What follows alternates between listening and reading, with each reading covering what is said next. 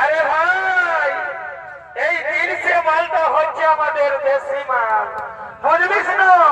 ওই জন্যই এর আদরটা অনেক বেশি। ও মন গেল রে মাঠে, মন গেল রে মাঠে, নাচে নুচে খাতে দিব আজ রাতে, সারাদিন পড়ে গেলে